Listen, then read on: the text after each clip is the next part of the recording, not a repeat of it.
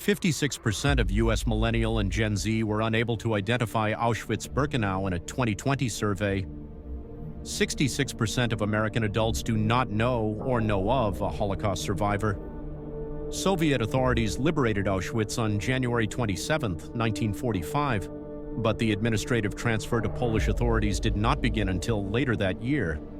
The Germans destroyed much of the camp before liberation, other parts deteriorated during the camp's operation, and locals disassembled some structures and used the materials to rebuild their homes. To prevent further deterioration of the camp, former prisoners called for establishing a museum and memorial. This was approved by the Polish State National Council. Early on, maintaining and restoring the camp proved to be challenging. The restoration of blocks 4 to 11 in the main camp was prioritized as part of the core exhibition. The museum and a portion of the exhibition formally opened on June 14, 1947, with Block 4 dedicated to the martyrdom of the Jewish nation. Throughout the exhibit, there were symbolic remnants of the victims of Auschwitz. No formal exhibit was created in Birkenau, but some of the brick barracks, ruins of the crematoria, and cremation pits were on view.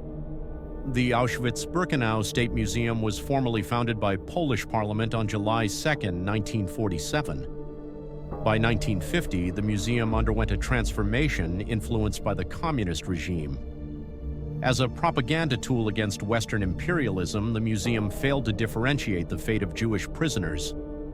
The death of Stalin in 1953 reinstated the renovation and preservation of the sites, creating a less political tone and prompting more research.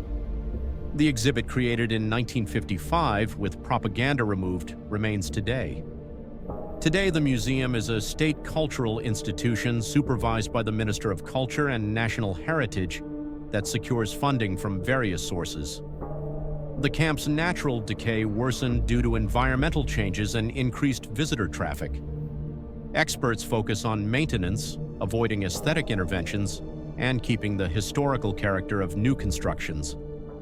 January 2025 marks 80 years since the liberation of Auschwitz. Last year, 20 Holocaust survivors returned for International Holocaust Remembrance Day.